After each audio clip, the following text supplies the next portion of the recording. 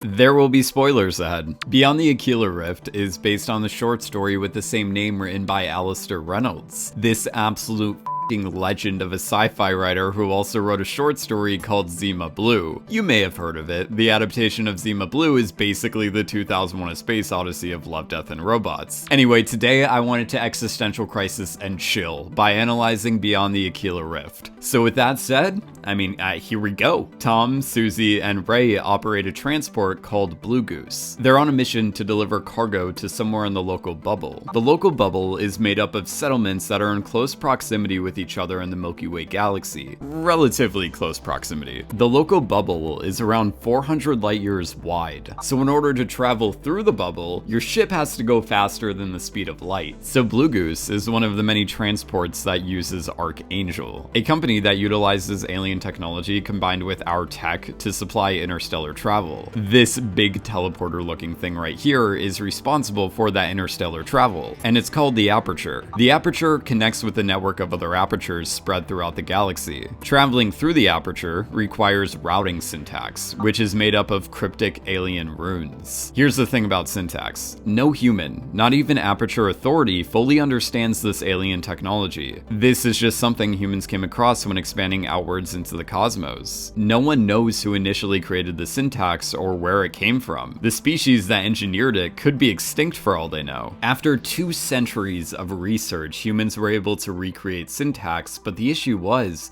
it could still fail, and you would have no way of knowing if it was going to fail or not. You may get accidentally rerouted to somewhere you didn't want to go, perhaps even causing you to lose extra days, weeks, or years of Earth time. Because due to a little thing known as special relativity, if you're traveling faster than the universal speed of light, time will slow down for you, but speed up on Earth. Luckily, the failure rate is acceptably low. Susie is a syntax runner. Her job is to write a script that will give her ship the most efficient route through this network. The 2 main things that determine a flight's length is the network itself and the syntax optimization. Under the assumption that you have a good syntax runner, an average journey from one side of the local bubble to the other will take 5 to 6 months. Under the same circumstances, it would take on average a year to get to the Aquila Rift. Tom wakes up already out of his tank. Alarms are going off and he doesn't really know where Blue Goose arrived at. Oh, and by the way, at the beginning of the short story, before Tom gets into his tank, he describes how Ray and Susie got to customize their surge tanks, which is why Susie's tank had glow-in-the-dark stickers and why Ray's tank had this skeleton head looking thing on it. In the short story, Tom further describes Ray's tank, saying it was full of images of what Susie called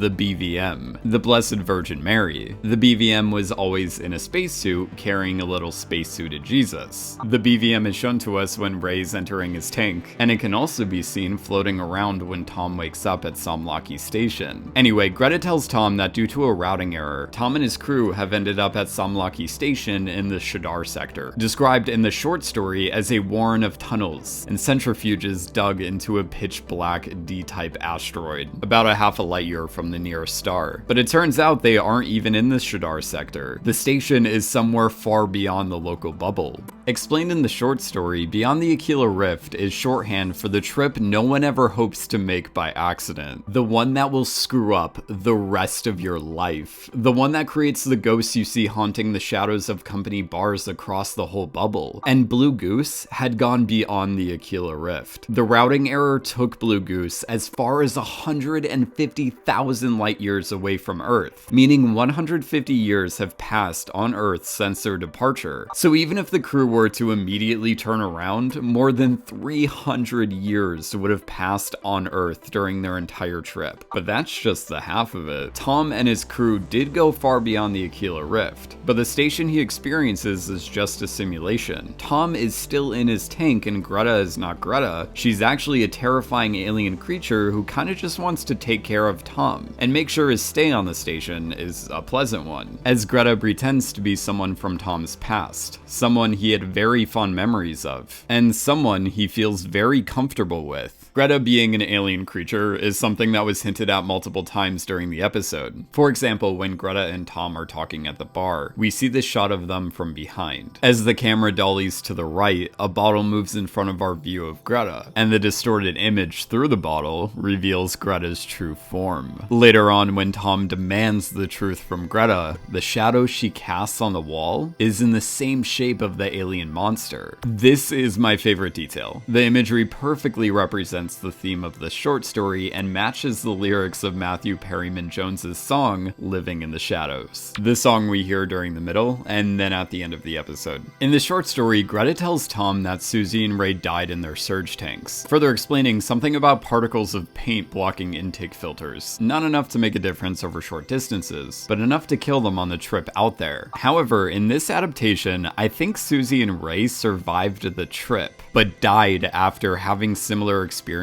like the one Tom's going through. Let me explain. When Tom exits the simulation and views what actually happened to his ship, we see that Susie and Ray are 150% dead. There's no doubt about that. However, Susie looks like she's been dead for less time than Ray, as Ray looks way more decayed than Susie. It's possible Greta could have taken care of Ray first. Then after that failed, Greta moved on to Susie. But after Greta failed to get Susie to cope with the reality of the situation, Greta moved on to Tom. In the short story, Tom mentions, "I was always the last one into a surge tank." And in this episode, it appears Tom is the last one out of his tank. Susie's behavior in Tom's simulation supports this theory. It looks like fragments of Susie's reaction were put into Tom's simulation, as Susie is well aware that Greta is not who she appears to be. Susie clearly states that the person in front of her is not Greta, and then tries to kill Greta on the spot. This is probably what Susie's reaction was after finding out what Greta is. Waking up Susie and trying to get her acclimated to the current situation is what Greta tried to do with each one of them. So Greta learned what didn't work with Susie and Ray, and then applied that experience to try to find a better way to ease Tom into the situation. In the short story, when convincing Tom to keep Ray and Susie in their tanks, Greta tells him, "Trust me on this one, Tom. This isn't the first time I've handled this kind of situation. Doubt it will be the last either." And it's also stated Blue Goose was the first human ship to arrive at the station, meaning a bunch of other alien species that use the apertures have ended up at this station as well. So that's who Greta is referring to when she says, "I care for all the lost souls that end up here."